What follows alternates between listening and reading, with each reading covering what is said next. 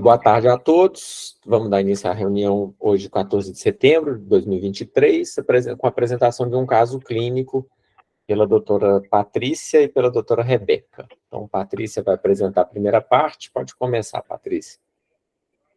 Boa tarde. Então, meu nome é Patrícia, eu sou R1 do serviço. E junto com a Rebeca, a gente vai apresentar um caso que a gente teve na enfermaria de uma gestante com estenose mitral. Então, a nossa paciente, SPS, de 26 anos, era uma gesta-3, uma cesárea anterior, um parto vaginal, ainda não tinha iniciado pré-natal. Pela data da última menstruação, que não era muito certa, ela estaria com 10 semanas e 5 dias, só tinha um beta-HCG qualitativo positivo, dia 9 do 5, e chegou à maternidade no dia 17 do 7. Ela veio com uma queixa de que tinha uma dor radiava para a região escapular esquerda, já tinha 2 semanas, associada a dispneia e palpitações. Também referia lipotímia, mas nunca chegou a ter nenhuma síncope. Algo que é importante sobre o contexto dela é que ela estava bastante ansiosa por ter tido um histórico difícil na gestação anterior, visto que ela era cardiopata, a gente vai entrar nesse assunto a seguir, e ela resolveu procurar assistência necessariamente pelo motivo dela estar gestante. Ela não estava com acompanhamento com cardiologista na época, e aí resolveu procurar e vir para Belo Horizonte por causa da gestação. Ao exame físico, ela estava com uma pressão de 85/48, uma frequência cardíaca aumentada de 102. No aparelho cardiovascular, a gente conseguia ver um sopro, auscultar um sopro sistólico, grau 2, 3. Não era tão fácil assim de auscultar, mas quando você sabia do contexto dela e tentava ficar mais um pouquinho, você conseguia escutar alguma coisa. E ela não tinha nada no aparelho respiratório, o pulmão estava livre. Como antecedentes, ela tinha uma dupla lesão mitral, que tinha uma etiologia provavelmente reumática, era uma componente importante de estenose, com uma insuficiência discreta associada. Já usava meio BID, furosemida de 40 mid, e fazia profilaxia com penicilina benzatina de 21 em 21 dias. Tinha alergia a ciprofloxacin, com cirurgia prévia, uma apendicectomia, e uma anuloplastia com colocação de anel maleável para correção da valvopatia mitral em 2014, feita na Unicamp. E, além disso, uma cesariana. Ela tinha um relato de transfusão após o parto de 2003. Morava só com um companheiro, não tinha a guarda dos outros filhos, exatamente por causa da situação de saúde dela. Isso era um motivo de ansiedade. Então, a primeira gestação dela foi em 2013, foi um parto vaginal com 42 semanas, de acordo com ela, onde ela teve hemorragia pós-parto com necessidade de transfusão sanguínea. Já a segunda gestação, que foi uma cesariana em 2019, com 36 para 37 semanas, de acordo com ela, por uma descompensação da cardiopatia e um oligodrâmino. Essa gestação atual, ela não era planejada, mas era bem aceita. Ela trouxe para a gente um ecocardiograma desse ano, de maio, né, que mostrava uma fração de ejeção preservada, mas tinha um importante aumento do átrio esquerdo. E, além disso, a gente tinha uma pressão sistólica na artéria pulmonar estimada de 43 milímetros de Hg. Na válvula mitral, a gente tinha um espessamento discreto das cúspides, pontos de cálcio no anel, redução da mobilidade da cúspide posterior e abertura em domos da cúspide anterior. E aí, com isso tudo, a gente tinha uma insuficiência de grau discreto com uma estenose maior, né? E qual que foi a conduta do plantão naquele dia? Primeiramente, a gente pediu um beta-HCG quantitativo para poder confirmar a gestação. Fizemos a IH para internação, solicitamos interconsulta com a cardiologia e com a psicologia, por causa do fator psicológico da paciente. Foi aumentada sob orientação da clínica médica furosemida para a BID e mantivemos o carvedilol. Solicitamos ecocardiograma, hemograma, função renal e eletrólise, e aguardamos os resultados do beta-HCG para solicitar os exames de primeiro trimestre. O eletro, o hemograma, função renal, o eletrólise veio tudo normal e o beta-HCG quantitativo positivo. Quando foi no dia 18, nosso primeiro dia de evolução com ela na enfermaria, fizemos a ultrassom para datação correta da idade gestacional, ela estava com 15 semanas de gestação pelo ultrassom. A cardiologia fez a primeira interconsulta, mantiveram a dose de diurético por hora, como 40 de furosemida BID, e estavam programando fazer um ajuste por foco. E solicitaram a troca de carvedilol por metoprolol 25 BID. E estavam programando um ecocardiograma transtorácico do serviço, que foi realizado no mesmo dia, mostrou também o espessamento leve do anel, que estava sugestivo do anel protético, e os folhetos com o espessamento sugestivo de processo reumático, um score de Wilkins de 7. Desde o início, desde a realização desse eco, foi conversado com a paciente sobre as possíveis complicações que isso poderia trazer para a gestação, sobre talvez opções que a gente poderia pensar mais à frente, tanto cirúrgicas, quanto às vezes até de interrupção da gestação. Então, já foi falado com ela nessa época. No dia 18, começaram a sair os primeiros exames de pré-natal. Obviamente, eles não saíram todos nesse dia, mas eu coloquei tudo aqui junto. E a única coisa que a gente tinha de diferente era que tinha um cúmulo indireto mostrando o antipel. Para essa gestação, a gente não tinha nenhuma conduta no momento, a gente só orientou a paciente com teste de positividade e necessidade de acompanhamento na medicina fetal, provavelmente numa segunda gestação. Deixamos tudo bem escrito em prontuário e no relatório de alta para ela sempre poder ter isso em ela, né? Então, a gente evoluiu na internação com ajustes de medicação, ajuste de metoprolol, e aí tinha uma proposta de valvuloplastia por balão, que foi discutida com o setor da hemodinâmica, e eles falaram para a gente aguardar o segundo trimestre para fazer a cirurgia. A gente chegou a solicitar risco cirúrgico anestésico, coagulograma.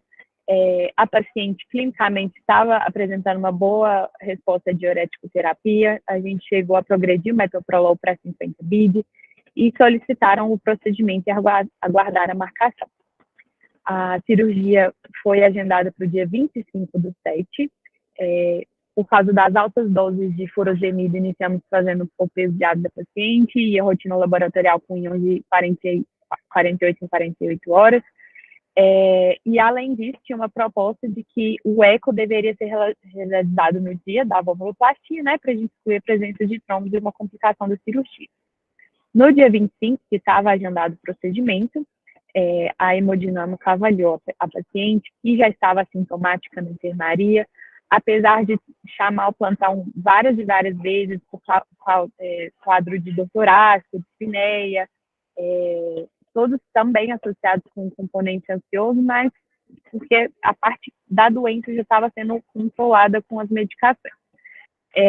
Só que devido a esse histórico da anuloplastia, com essa colocação de um anel rígido, existia uma preocupação de que na hora que fosse passado o balão, não tinha como prever o que iria acontecer com esse anel, não ia ter como ter muita previsibilidade de, assim, exatamente do lugar onde ia conseguir abrir o balão para fugir do anel. E só existia uma descrição desse procedimento de 1997 na literatura não em gestante. Então, eles optaram por abortar o procedimento e discutir o caso com toda a equipe, em conjunto. Nesse meio tempo, a paciente ficou internada conosco, a gente olhou a parte obstétrica e também essa parte das ciências cardiológicas. No dia 26, ela queixou do aparecimento de lesões pruriginosas doloridas em grandes lábios. No exame, tínhamos 3 lesões vesiculares agrupadas em borda de grandes lábios à direita. Tivemos a hipótese de ser uma herpes genital e iniciamos a ciclovir, 408 minutos. E aí ela tinha uma proposta de uma nova realização ou de um eco transesofágico, um eco 3D para avaliação melhor valvar, né? Então, a gente ficou todos esses dias nessa discussão sobre o que seria feito ou não. No dia 31, ela chegou a fazer um novo eco que mostrou uma insuficiência mitral grave, associada com hipertensão pulmonar leve numa paciente euvolêmica. Com um relato de ter chegado, né, com uma classe funcional 2 para 3, mesmo com um exame físico não mostrando sinais de hipervolemia. Ela tinha boa tolerância ao decúbito, E aí a gente começou a pensar numa provável sobreposição de fatores emocionais. O ecotransesofágico, né, então demonstrou a área valvar de 1,44, gradientes aumentados. Só que o que acontecia era que essa paciente, por mais que clinicamente às vezes estivesse assintomática e os exames não estivessem mostrando uma gravidade tão grande no momento, ela estava muito no início da gestação. Então, iniciou uma conversa conjunta entre a equipe de obstetrícia e a equipe de cardiologia, em especial a cardiologia ligada às gestantes, né, do nosso ambulatório de cardiologia para gestantes, sobre essa preocupação exatamente da gente ter uma evolução da gestação, com o aumento da volemia importante e a paciente ficar muito descompensada, que não era o que estava acontecendo no momento pela a gestação ainda ser inicial. Então, no dia 2/8, a paciente e a acompanhante foram chamados por ambas as equipes em conjunto para discutir as possibilidades com ela. Então, a gente deu a primeira opção, né, de continuar com a gestação, com um acompanhamento mais frequente, para a gente detectar alterações de forma mais precoce possível, e se fosse necessária uma intervenção, para que ela fosse realizada mais rapidamente. Só que também discutimos com a paciente de que existiam riscos, obviamente, numa intervenção quando a gente já tivesse essas alterações e numa idade gestacional mais avançada, que o procedimento seria mais difícil, discutindo todos os riscos, e que a outra possibilidade para ela seria uma interrupção legal da gestação por causa do risco de vida materna. E aí, nesse sentido, a gente também informou que seria necessário fazer uma curetagem uterina após o procedimento e sobre a necessidade de um método contraceptivo eficaz pelo risco de uma nova gestação. Uma coisa que eu não mencionei anteriormente foi que essa paciente, um injetável mensal, que foi suspenso. Aí ela tinha um relato assim, que não dava para entender muito bem exatamente quem suspendeu, em que momento foi suspenso, mas o fato é que foi suspenso sem uma preocupação com a contracepção para uma paciente que era de muito alto risco. Enfim, e aí, com essas duas possibilidades, a mãe e a acompanhante decidiram pela interrupção legal da gestação. Demos mais um dia para ela poder analisar melhor. E aí, no dia 3/8, iniciamos a indução às 16 horas, com uma proposta de inserção de 400 microgramas de miso via vaginal, de 3 em 6 horas. Foi inserido o primeiro miso, aí o plantão noturno decidiu por interromper a indução pela disponibilidade de vaga na UTI, mas a paciente, mesmo assim, evoluiu com uma intensa dor abdominal, saída de líquido às 22 horas, e no toque já foi observada a presença de partes fetais no canal vaginal. Ela foi encaminhada para o bloco, para o término da expulsão. Teve uma complicação de um rompimento do cordão na tentativa da destação placentária, foi realizada a raquianestesia com curetagem uterina e o material enviado para a No dia 4, o paciente se encontrava em boas condições para alta hospitalar, recebeu alta com encaminhamento para o ambulatório de planejamento familiar e da cardiologia. Então, na nossa primeira consulta no puerpério, ela estava bem, sem queixo, só tinha uma dor embaixo do ventre esporádica que melhorava com sintomáticos, e foi acordado com ela nessa consulta sobre a inserção do DIU Mirena em 6/9, que foi feita de fato no dia 6/9, sem nenhuma intercorrência, solicitada ultrassom para ser realizada em 30 dias. Na cardiologia, ela teve um retorno no dia 4 de setembro, onde chegou assintomática, foram mantidas as medicações de internação, então o beta-bloqueador, que era o metoprolol e a furosemida, além da penicilina, que de 21 dias foi retomada. E solicitaram a cirurgia de troca valvar, que aí já não precisa mais ter um procedimento de hemodinâmica, para a gente fugir daquele problema dela ter um anel preto. E por hora é isso. Muito obrigada. Ok, Patrícia, obrigado. Antes de passar para a Rebeca, só um esclarecimento. Essa paciente, ela tinha estenose. A Cláudia está pedindo para participar agora. Boa tarde, doutora Cláudia.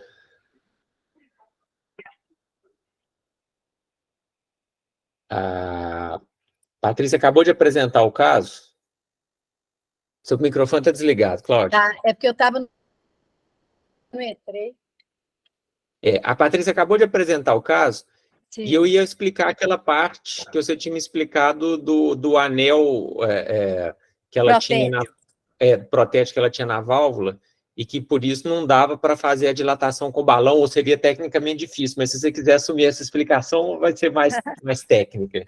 Na realidade, quando essa paciente já tinha ela tratada cirurgicamente, eles tinham colocado um anel rígido, e o hemodinamicista, quando ela desceu para fazer a plastia, ele ficou com medo do balão lesionar esse anel protético, e aí teria de ir para o bloco de urgência, né? Então, ele nunca tinha feito isso, tinham poucos casos na literatura, então ele ficou com medo, e aí que começou toda a discussão em manter ou não a gravidez, não foi, Mário? Sim, porque a gente já teve alguns casos aí na HC de pacientes que fizeram dilatação da válvula com balão durante a gravidez. Mas esse caso especificamente, por ela já ter essa cirurgia prévia, né? Pelo que a Cláudia me explicou, na época, a válvula era a prótese era próxima da válvula dela e não tinha como o hemodinamicista acertar milimetricamente uma maneira de dilatar só a válvula sem atingir o anel protético que ela tinha. Ele não estava certo disso, Então, assim, ia ser tecnicamente... Então não dava para corrigir, né? Na prática não dava para corrigir. Poderia até tentar, mas a gente estava mediante um caso grave, a paciente não aceitava a gravidez, não queria gravidez, e a gente ia colocar ela em risco de uma cirurgia de urgência, né? Pois é, então aí a discussão que foi feita foi, ela estava clinicamente bem, mas com o avançar da gravidez, ela ia piorar, e se tivesse que interromper a gravidez mais para frente, seria pior para ela do que naquele momento que ela estava ainda no primeiro trimestre, né? Exatamente. Ela com estenose mitral grave, ela tem de estar aceitando todas as possibilidades de risco que ela vai correr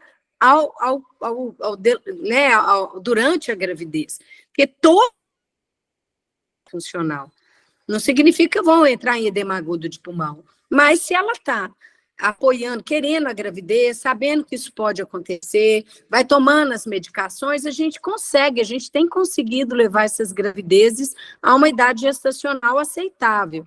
Agora, uma paciente que não estava querendo a gravidez, então ela tolerar esses riscos, principalmente a gente com uma dificuldade técnica de abrir essa válvula mitral, que correria o risco dela precisar de uma cirurgia de urgência, a gente teve de ponderar mesmo a nossa boa experiência com casos anteriores, né, Mário? Sim, e nem ela nem a mãe, em momento nenhum, elas pensaram em outra hipótese. Quando foi oferecida a possibilidade de interrupção da gravidez, elas aceitaram assim de imediato, né? A mãe deixou bem claro que se fosse para escolher entre a vida da filha dela e a evolução da gravidez, ela escolheu a vida da filha dela e queria que interrompesse. Então, para elas, eu acho até que foi uma decisão mais fácil de tomar do que para nós, né? Assim, na equidade, quando a gente pensa, assim, houve até uma discussão na própria cardiologia, né? Que o pessoal estava querendo mandá-la para o ambulatório e levando a gravidez, já que ela tinha respondido bem ao tratamento clínico. Mas a gente só se olha a válvula da paciente. A história toda da paciente era uma história muito complexa. Era uma história de não aceitação por uma história social muito complexa. E ela engravidou, inclusive, porque ela estava tomando tanto antidepressivo que deixava ela sonolenta e ela mudava o horário, esquecia de tomar, e por isso que ela engravidou. Ela não engravidou porque ela deixou de tomar inadequadamente, é porque ela tomava erraticamente de tanta sonolência, de tanta depressão que ela estava e tomando os exames. Então, quando a gente colocava o caso numa perspectiva global, ela tinha uma doença que, pela Organização Mundial de Saúde, era contraindicação à gravidez, quer dizer, ela tinha o substrato anatômico, ela poderia pleitear a interrupção na gravidez, ela não queria gravidez, e mesmo que eu olhasse anatomicamente só a válvula mitral, pelo que o hemodinamicista daqui do Hospital das Clínicas discutiu comigo, ela estava no bloco para fazer, eles não estavam confortáveis de fazer referente a uma prótese. Então, a gente discutiu o caso da paciente, não a válvula. Não foi isso, Mário? Porque a paciente não é só uma válvula, ela tinha esse contexto todo. E ela tinha, legalmente, o direito de escolher interromper e não passar por um risco de 40% de complicação. Foi isso mesmo. Então, Cláudia, a Rebeca tem uma apresentação aí a respeito do tema, vamos deixar ela apresentar, depois a gente comenta de novo. Então, Okay. Pode apresentar aí, Rebeca. Vou abrir aqui.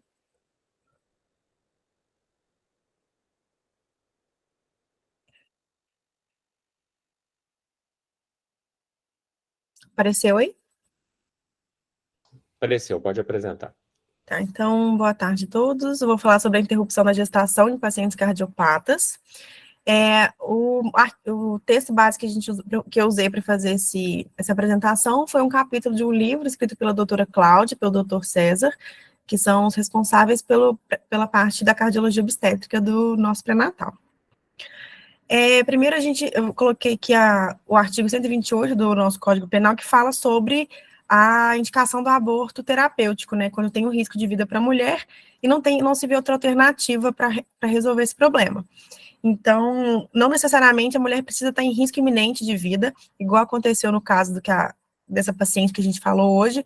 Ela não tinha um risco iminente, mas ela tinha um prognóstico ruim e uma previsão de um desfecho desfavorável. Então, antes de ter o risco iminente, já foi optado por indicar o aborto terapêutico.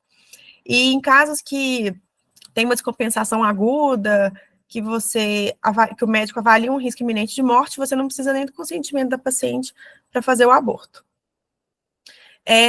Para avaliar a gravidade do caso, as lesões estenóticas e cianogênicas são aquelas que são mais susceptíveis à descompensação, que elas são envolvidas no maior risco. Então, estenose mitral, aórtica, subaórtica, hipertrófica, a gente sempre tem que ficar mais atento. E quando não tem opção de correção cirúrgica, também tem um risco mais elevado. Então, a nossa paciente, ela entrava nos 2 critérios aí de avaliação de gravidade. No capítulo, ele cita esses 4 estudos para fazer uma avaliação. Então, o CARPREG 1, 2, o ZAHAR e o ROPAC.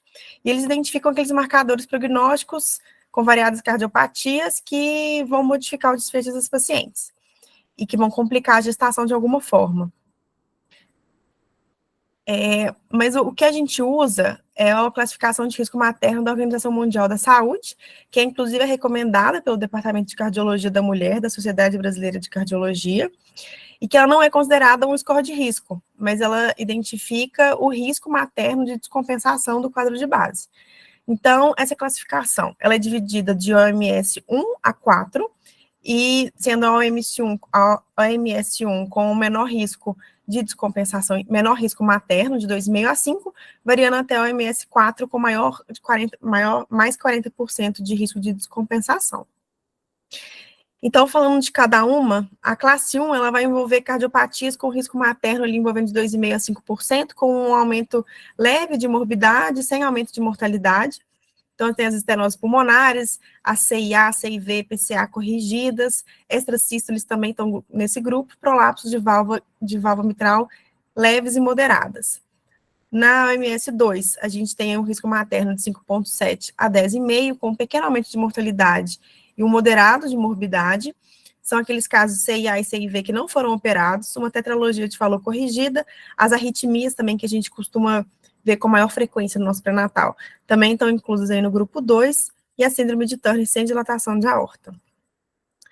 Na grupo 2 a 3, são aquelas pacientes com uma disfunção leve de ventrículo, com uma fração de ejeção maior que 45%, uma cardiomiopatia hipertrófica, síndrome de Marfan, uma válvula aórtica com diâmetro menor que 45%, dentre outras alterações. O risco vai variar de 10% a 19%, e aí a gente já começa a ter um aumento de mortalidade moderado e uma morbidade um pouco mais importante também a ser considerada.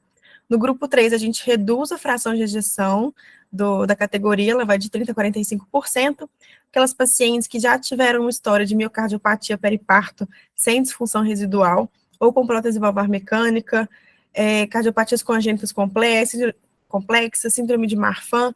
O diâmetro da aorta também vai ser importante nessa avaliação, entre 40 e 45, estenose mitral moderada e estenose aórtica grave. e o risco aí variando de 19% a 27%. No grupo 3, a gente já começa a ter que ter uma atenção mais especial com essa paciente, ela já precisa de uma monitorização mais de perto, em alguns casos a gente indica a internação dessas pacientes para fazer o acompanhamento delas no hospital, junto com a equipe da cardiologia e da obstetrícia, para monitorização fetal e cardiológica, porque ela já tem um aumento mais importante de mortalidade e morbidade mais grave. E aí a gente chega no grupo 4 da OMS, que são aquelas pacientes com risco maior que 40% de descompensação, que é o caso da paciente que foi apresentada, que ela tinha estenose mitral grave. Então, aquelas pacientes que também têm hipertensão arterial pulmonar, disfunção grave, com fração de ejeção menor que 30%, classe funcional do NIR de 3 a 4, uma miocárdio periparto com um grau residual de disfunção, ventrículo direito sistêmico com disfunção moderada ou grave, a dilatação também da aorta maior que 45 milímetros, dentre outras alterações aí congênitas da parte cardiológica. Aí a gente tem uma paciente com alto risco de mortalidade e que a gente contraindica a gestação. Então, são aquelas pacientes que a gente já tem que ter essa conversa sobre fazer a interrupção terapêutica, o aborto terapêutico, para evitar uma piora no quadro clínico com o avançar da gestação. Então, aqui só para relembrar a classificação de NIRA, né, que ele coloca dentro da classificação do OMS, a classe funcional vai de 1 a 4, variando aí a descrição do paciente sobre a dispneia dela, os moderados esforços, pequenos esforços em repouso, e a mortalidade associada a cada uma dessa gravidade de sintomas. Então, aqui só relembrando, é a classe da OMS 4. Aqui é só repetir para chamar a atenção das que estavam no quadro. Então, são as cardiopatias com risco muito elevado. Então, a estenose mitral grave, que entra aí da nossa paciente, dentre as outras que eu já citei. Então, a gente tem sempre que lembrar de reclassificar a cardiopatia a cada gestação, porque à medida que uma nova gestação significa uma idade mais avançada, uma evolução natural da doença nessas pacientes, tem que ter um aconselhamento pré-gestacional para a gente fazer uma avaliação cardíaca e as condições dessa paciente para uma gestação, ajustar as medicações, fazendo as trocas das medicações permitidas na gestação, assim como os ajustes de dose, para a gente propiciar para essa paciente uma gestação mais segura, além de mudança de hábitos, aconselhamento genético para aquelas pacientes com doenças genéticas e a penicilina benzatina nos casos que são indicados.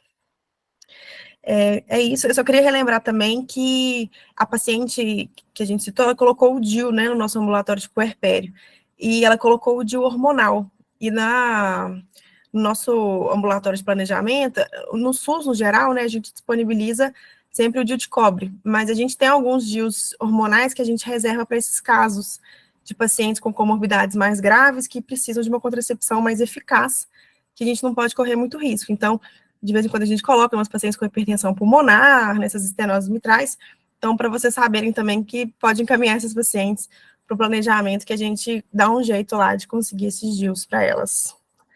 E é isso. Ótimo, Rebeca, obrigado. Então, isso aí foi só para mostrar realmente a gravidade do caso da paciente e a alta taxa de mortalidade, que pacientes nesse grupo dela apresentam, para justificar aí por que foi oferecida para ela essa possibilidade do aborto terapêutico. Doutora Cláudia, quer fazer mais algum comentário? Eu acho assim, como eu fui contrária, à opinião da cardiologia daqui, eu volto a bater nesse ponto. A gente tem um contexto todo e que a gente que faz um tratamento mais, que eu estou sempre com a obstetrícia, sempre aprendendo muito com vocês, com a neonatologia, com a anestesia, a gente tem de saber, eu sempre ponho essa situação num outro cenário, que a paciente soubesse o conhecimento, ele está disponível para qualquer um que clicar na internet, qualquer coisa com essa paciente, e a gente não ofereceu esse tratamento, a gente estaria errado. Ela tem direito a isso, sabe? Então, no caso dessa paciente, eu banquei isso junto com o Mário, obviamente, porque se não fosse a equipe de obstetrícia, nada iria junto, essa equipe é maravilhosa, eu falo isso toda aula, eu sou muito fã, né, da equipe de obstetrícia, acho que vocês...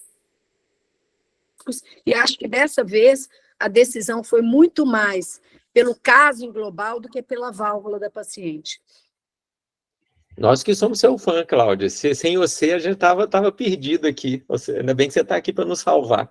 Não, é o contrário, viu? É o contrário. Eu tenho muita segurança de olhar essas pacientes aqui, porque eu tenho vocês. Acho que é realmente a melhor equipe de alto risco que eu conheço, e não é só aqui, não. É de vários lugares que eu já passei. Muito obrigado, mas a nosso sentimento é recíproco. Alguém mais, gente, quer fazer algum comentário? Se não, vou agradecer a presença de todos e semana que vem a gente continua. Então, boa noite a todos, muito obrigado. Obrigada. Boa noite, Mari. Obrigada. Boa noite, doutora Cláudia.